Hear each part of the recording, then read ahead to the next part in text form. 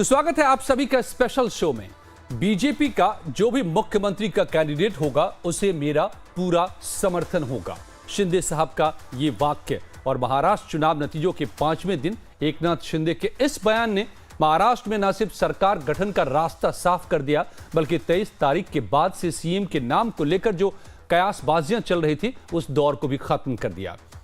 आज करीब 4 बजे एकनाथ शिंदे प्रेस के सामने आए तो सबकी निगाहें उन्हीं पर टिकी थी, इस सवाल के साथ कि क्या शिंदे कुर्सी छोड़ने के लिए राजी हो गए हैं या नहीं। लेकिन शिंदे के बयान ने बीजेपी के सीएम का रास्ता तो साफ किया ही। लेकिन जैसा राजनीति में होता है कि कोई भी बात उतनी सीधी होती नहीं है जितनी वो कही जाती है या फिर दिखती है, ठीक उसी तरह जितना शिंदे बोले उससे ज्यादा वो जो नहीं बोले उससे जाहिर हो रहा था। तो साफ है कि शिंदे के सरेंडर के बावजूद हालात अभी भी न उतने सीधे हैं न ही उतने साफ हैं।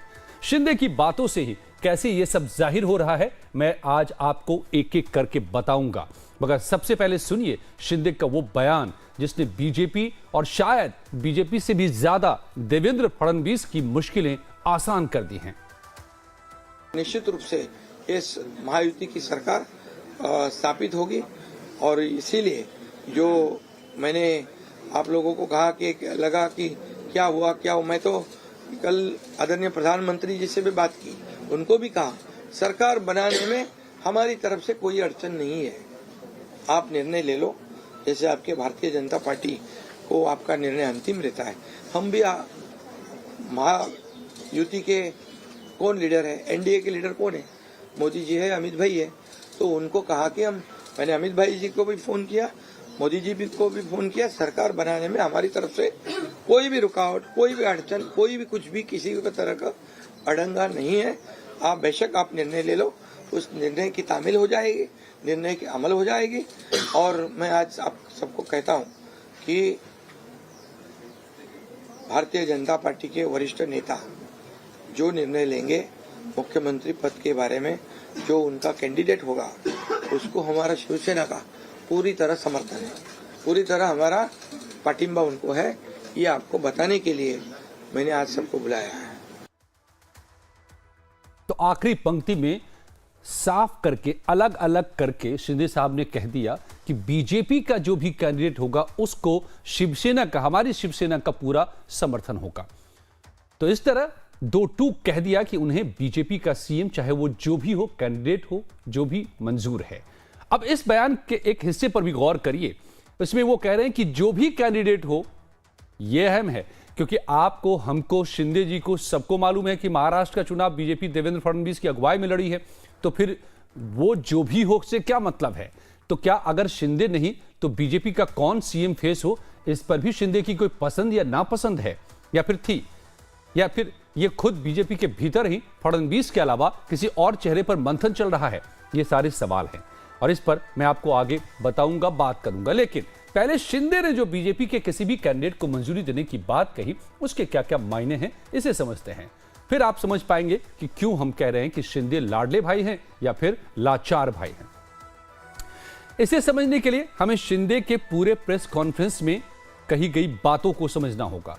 शिंदे साहब ने आज अपनी बात जब शुरू की तो सबसे पहले उन्होंने विस्तार से बताया कि उनकी अगुवाई में महायुति की सरकार ने महाराष्ट्र में कितने काम किए हैं, और उन्होंने ये भी बताया कि उन्हीं कामों की बदौलत महाराष्ट्र में महायुति को प्रचंड जीत मिली है। शिंदे ने बताया कि विकास और कल्याणकारी योजना वो लेकर आए, कहा कि मैंने खुद को मुख्यमंत्री नहीं समझा, एक सामान्य व्यक्ति के रूप में काम किया, सबसे बातचीत की, राज्य को एक परिवार की तरह माना, परिवार के हर सदस्य को कुछ न कुछ मिले ये किया, लाडली बहन योजना लेकर हम आए, बहनों ने अपने लाडले भाई को चुनाव में याद रखा और इतना बड़ा बहुमत दिया, मैं विकास और कल्याणकारी योजना लेकर आया, इन्हीं कार्यों की वजह से बड़ी जीत मिली। सुन लीजिए।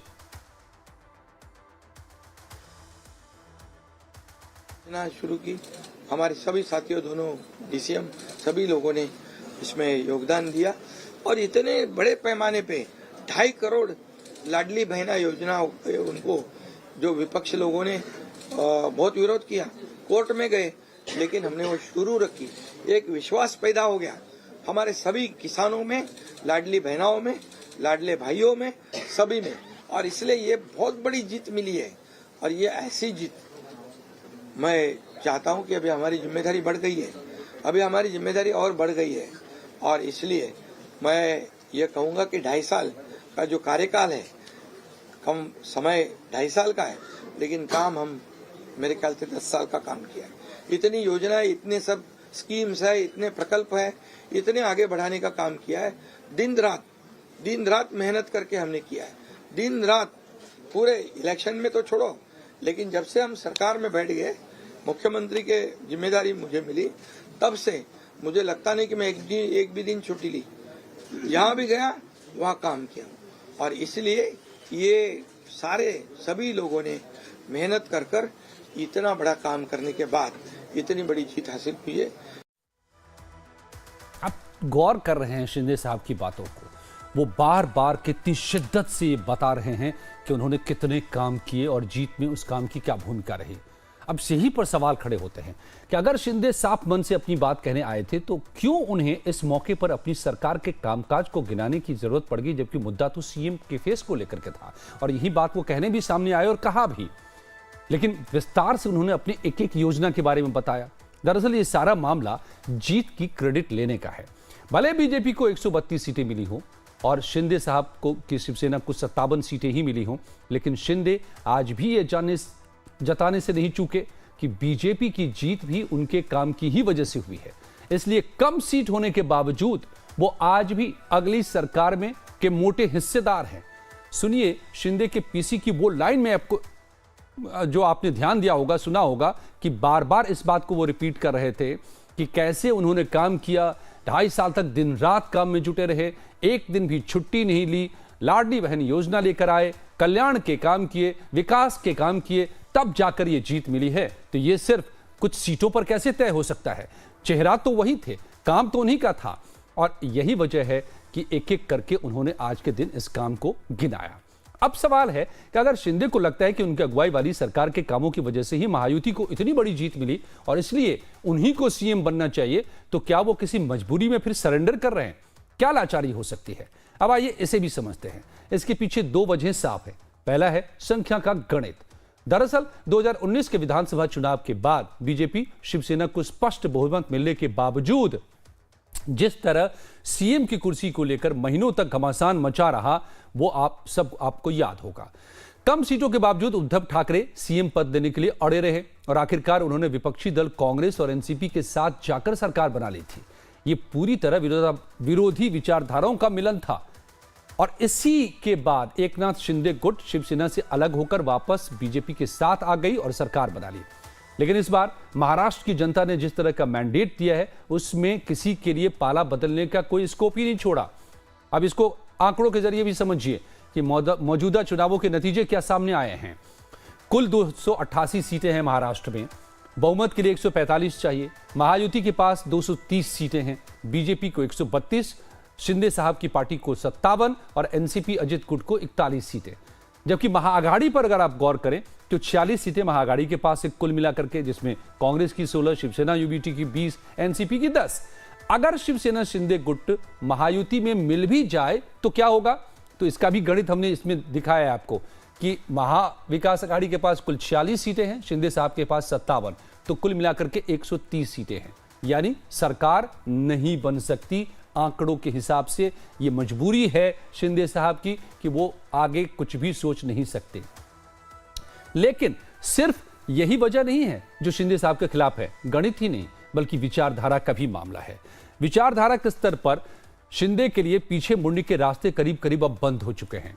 दरअसल बाला साहब वाली शिवसेना के जिन सिद्धांतों से समझौता करने का आरोप शिंदे ने उद्धव ठाकरे पर लगाकर पार्टी तोड़ी, खुद को असली शिवसेना बताया और बीजेपी के साथ जाकर सरकार बनाई, अब अगर वही काम वो खुद कर बैठे और महाआघाड़ी के साथ जाने की कोशिश भी करते दिखें तो फिर उनके राजनीतिक साख पर बड़ा सवाल लग जाएगा।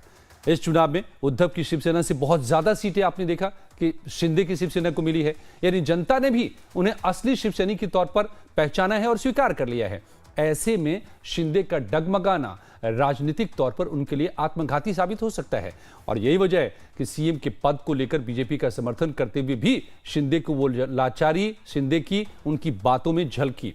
शायद इसलिए शिंदे खुद को भी और अपनी पार्टी कार्यकर्ताओं को भी बता रहे थे कि उनके सीएम न बनने का मतलब सब कुछ खत्म नहीं हो गया है। सुनिए।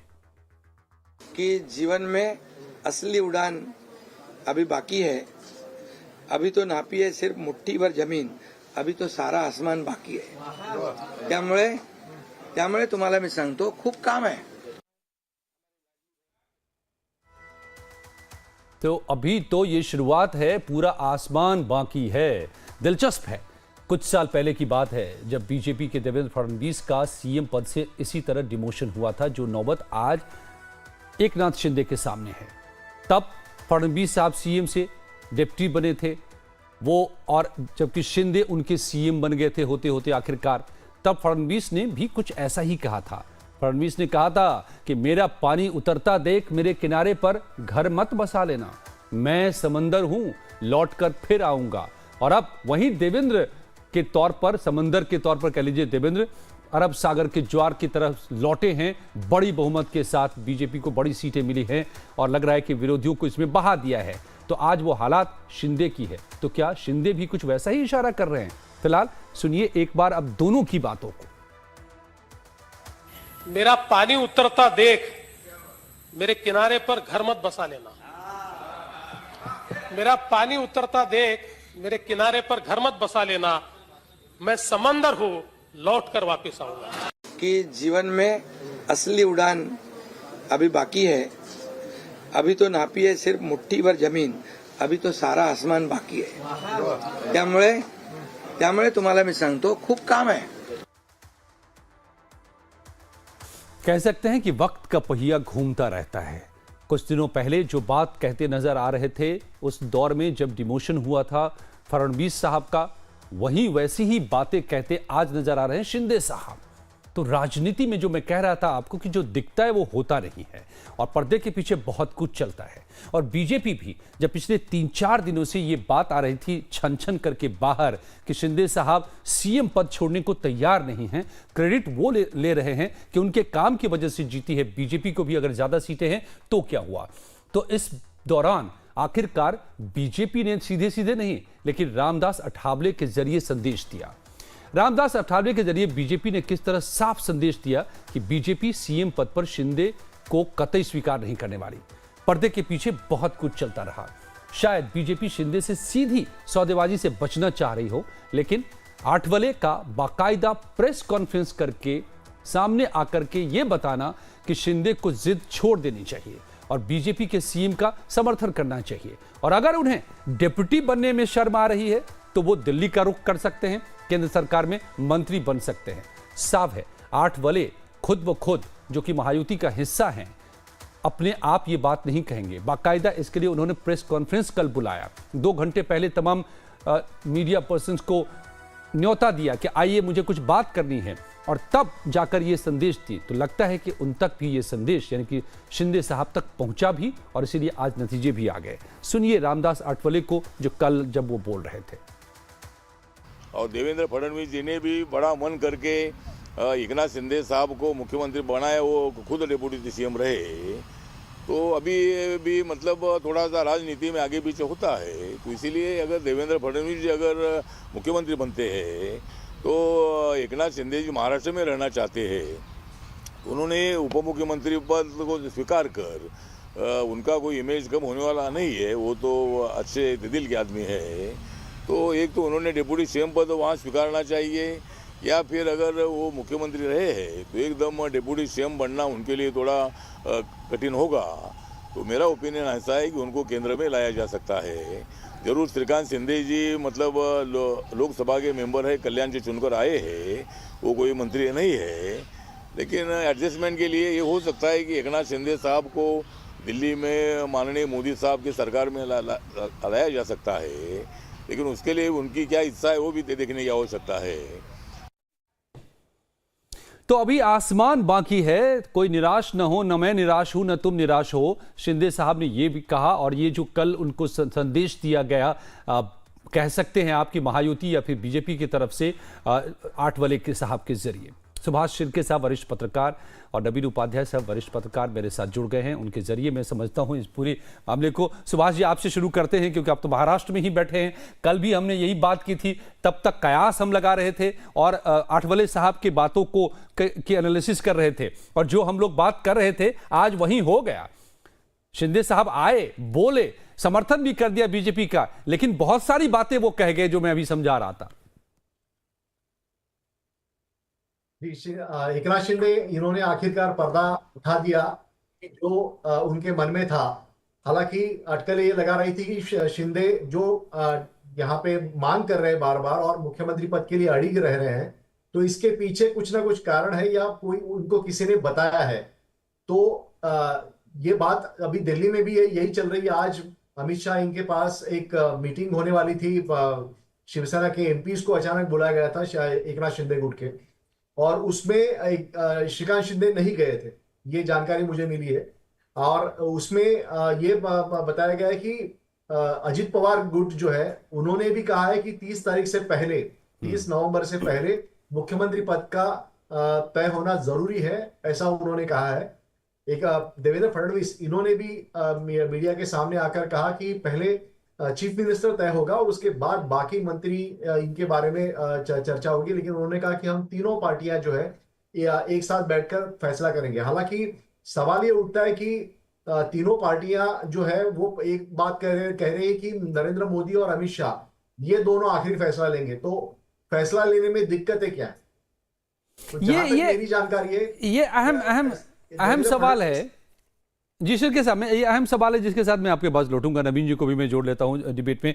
नवीन जी, क्या यहां से आगे का सफर स्मूथ रहने वाला है? हालांकि मैंने सारे गणित सामने रख दिए हैं दर्शकों के कि कोई चारा है नहीं, ना ही संख्या के आधार पर, ना ही सिद्धांत के आधार पर इस वक्त में शिंदे साहब के पास में और कोई भी। लेकिन फिर भी आपको लगता है कि सब कुछ स्मूथ रहने वाला है आगे? देखिए, मेरा नहीं मानना है कि स्मूथ रहेगा। कारण समझिए, फर्स्ट डे से ही मेरे दिमाग में स्पष्ट था। आपके प्रोग्राम भी हम जब थे तो हमने कहा था कि शिंदे के लिए बहुत डिफिकल्ट होगा एक्सेप्ट कर लेना देवेंद्र फडणवीस को एक चीफ मिनिस्टर के रूप में जी। उसी तरह बीजेपी के लिए, बीजेपी किसी भी हालत में शिंदे को चीफ मिनिस्टर नहीं मानेगी, ये मेरे मानना है। इसका कारण ये है, स्पष्ट कारण है, कई दशकों से बीजेपी महाराष्ट्र में एक एलाइज के साथ रूल कर पाई है, कभी भी अपने रूल नहीं कर पाई है। और ऐसी स्थिति में बीजेपी की शिंदे को सेकंड टर्म देकर जो उनकी शिवसेना है उसको कभी नहीं चाहेगी कि वो मजबूत हो जाए और शिंदे एक बाला साहब ठाकरे के पर्याय के रूप में उभर जाए, वो इतने पावरफुल हो जाए कि बीजेपी को वो आर्म ट्विस्ट कर पाए। तो मेरा मानना है कि आज के दिन में BJP will cut Shinde to size. और आने वाले दिनों में देखिए, राजनीति बहुत क्रूर होती है और राजनीति में कोई किसी का नहीं होता है। आने वाले दिनों में बीजेपी चाहेगी कि पार्टी उसका ग्रो करे, वो इस पोजीशन में रहे कि खुद ही सत्ता में रहे। और डेफिनेटली आने वाले दिनों में वो शिवसेना का जो फैक्शन उदय एकनाथ शिंदे के साथ है, डेफिनेटली उसको फर्दर रिड्यूस करके कट डाउन टू साइज करने की कोशिश करेगी। तो मेरा नहीं मानना है, अपेरेंटली सब कुछ स्मूथ रह सकता है बिफोर कैमरा, लेकिन बिहाइंड कैमरा ये जो क्रूअल पॉलिटिक्स की जो क्रूअल्टी है, it will come into play. और इसी के लिए मेरा मानना है कि Eknath Shinde will be aware of this कि क्या उनके साथ हो रहा है और उनका फ्यूचर क्या है। तो डेफिनेटली एक पावर टसल ही केवल नहीं है, ये टसल इसलिए है कि फ्यूचर के लिए भी ये टसल है। बिल्कुल, अपनी अपनी जगह बनाने की का भी टसल है। शिर्के साहब, तो जो बात कह रहे हैं नवीन जी, वो अब सब कुछ इस पर निर्भर करेगा कि आगे शिंदे जी का कोर्स ऑफ एक्शन क्या होता है, फ्यूचर उनका क्या होता है। क्या वो डिप्टी सीएम बनना पसंद करेंगे या नहीं स्वीकार कर पाएंगे, या फिर वो केंद्र आ जाएंगे जैसे अठावले साहब के जरिए मैसेज उनको दिया गया है, या फिर वो कितना डिमांड करेंगे किस किस पोर्टफोलियो का, क्या सब सीन बन रहा है अब नेक्स्ट, व्हाट नेक्स्ट? देखिए, जहां तक मेरी जानकारी है, शिंदे नहीं जाना चाह रहे हैं कि केंद्र में मंत्री पद लेकर, क्योंकि एक तो ये भाई साहब, इनको हिंदी और अंग्रेजी में उतना कमांड नहीं है। अंग्रेजी तो उनको बिल्कुल आती नहीं है, लेकिन हिंदी में ज्यादा कमांड उनकी नहीं है। जो हमने नारायण राणे का हश्र देखा संसद में, वैसे ही हश्र इनका हो सकता है। और वहां पे केंद्रीय मंत्री को कोई ज्यादा तवज्जो नहीं मिलता, सारा प्रधानमंत्री कार्यालय ही देखता है। तो उनको एक महज बंगला मिलेगा और गाड़ी मिलेगी, इसके अलावा और कोई उनके पास अधिकार नहीं रहेगा, ये वो भली भांति जानते हैं। इसलिए उनका सारा जो टारगेट है कि नगर निगम मंत्रालय जो है, जो उनके पास पहले से ही था, और वो काफी मलाईदार मंत्रालय है, और ये मंत्रालय उनको मिले, और दूसरी तरफ उनको जो लोग हैं उनको ज्यादा से ज्यादा मंत्री पद मिले, इसके लिए वो बार्गेन करेंगे, ऐसी मेरी जानकारी है। हालांकि जो अजित पवार भी है वो भी वही मांग कर रहे हैं कि उन्होंने 12 मिनिस्ट्रीज की मांग की है, और उनका कहना है कि उनको इतने पोस्ट मिलने चाहिए, साथ में साथ डिप्टी चीफ मिनिस्टर भी उनको मिलना चाहिए। तो फॉर्मूला यही होगा कि एक मुख्यमंत्री रहेगा और दोनों उप मुख्यमंत्री रहेंगे। अजय जी, तो ये फॉर्मूला नवीन जी, आपको लगता है कि ये फॉर्मूला अगर बन गया तो फिर ठीक है, शिंदे साहब एक्सेप्ट कर लेंगे, कंफर्टेबल हो जाएंगे? बात जी जो बात कर रहे हैं सही कह रहे हैं, वो सही कह रहे हैं बात, क्योंकि शिंदे कभी भी, एक नाथ शिंदे दिल्ली की राजनीति में कभी नहीं जाएंगे। उसका प्राइमरी कारण अपार्ट फ्रॉम लिंग्विस्टिक प्रॉब्लम के, अगर वो जाते हैं बीजेपी को सूट करेगा, अगर वो दिल्ली चले जाते हैं तो उनकी पार्टी कमजोर होगी और बीजेपी को उससे फायदा होगा। एक नाथ शिंदे भी ये एहसास उनको होगा कि देखिए भले वो बहुत सारे सीट जीत गए हैं, लेकिन अगर देखिएगा बहुत कम डिफरेंस है उद्धव ठाकरे और इनके सेना के फैक्शन के वोट में, करीब 2.5% वोट का डिफरेंस है, वो कोई बहुत बड़ा डिफरेंस नहीं है। अगर दिल्ली की राजनीति में चले जाते हैं एक नाथ शिंदे, आने वाले दिनों में वो 2-2.5% का वोट इधर से उधर कभी भी हो सकता है। इसलिए मेरा मानना है कि अपनी पार्टी को कंसोलिडेट करने के लिए एक नाथ शिंदे वो रहेंगे महाराष्ट्र की राजनीति में। अब देखिए, अब डिप्टी चीफ मिनिस्टर का पोस्ट एक्सेप्ट करते हैं या नहीं करते हैं, that is up to him, लेकिन मेरा मानना है कि वो स्ट्रॉन्ग बार्गेनिंग करेंगे एंड इट डिजर्व सीट। अगर आज पावर में आई है महायुति, तो एक नाथ शिंदे का इसमें सबसे बड़ा कंट्रीब्यूशन है। जिस तरह के डिसीजंस लिए गए और जिस तरीके से उन्होंने पार्टी को लीड किया, I think it deserves to be accommodated properly, और मेरा मानना है कि वो स्पॉटलाइट से हटने वाले व्यक्ति नहीं है। तो महाराष्ट्र में टिके रहेंगे, लेकिन क्या महाराष्ट्र में रहते हुए सुभाष जी वो टीस कहीं न कहीं जो आज झलकती दिखाई दी, जिसको मैंने उनके कई बयानों को एनालाइज करके सामने रखा है, और उसके जरिए जो समझ में आ रहा है, जैसे उन्होंने अपने काम को जैसे गिनाया कि और फिर ये साफ साफ बताया कि इन्हीं कामों की वजह से ये जीत हुई है, ये भी आज वो क्रेडिट लेने से नहीं चूके बीजेपी के समर्थन की बात करते हुए। और फिर उन्होंने एक शायरी भी पढ़ी कि अभी तो मुट्ठी भर काम हुए हैं, अभी तो पूरा आसमान बाकी है। तो याद होगा कि 2019 में फडणवीस साहब ने कहा था कि मैं समंदर हूं, लौट कर आऊंगा, और शिंदे साहब कह रहे हैं कि अभी आसमान बाकी है। क्या आप दोनों के बीच में कोई कनेक्शन देख रहे हैं दोनों स्टेटमेंट में? तब भी यही हुआ था, उनका डिमोशन हुआ था, फडणवीस साहब का सीएम से डिप्टी सीएम वो बने थे आखिरकार, और अब यही नौबत है शिंदे साहब के पास। तो वो टीस आपको दिख रही है क्या इन बयानों में?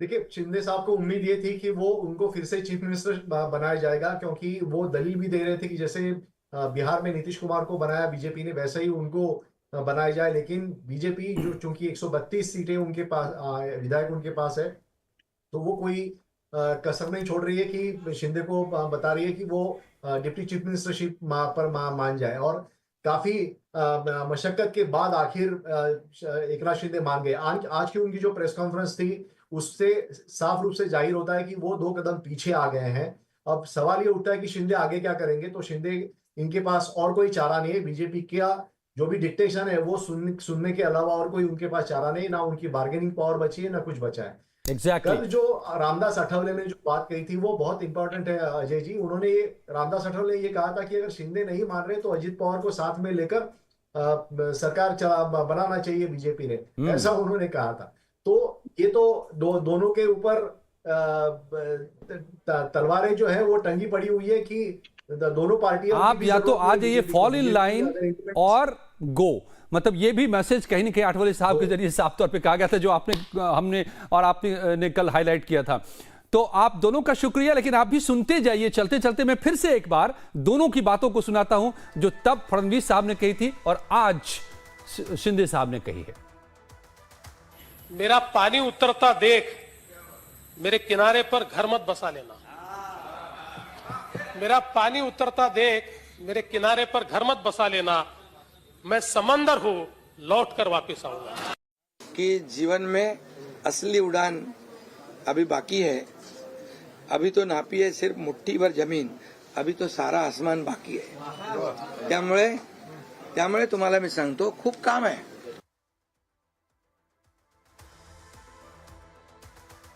तो सीन अभी बाकी है। अभी देखते चलिए महाराष्ट्र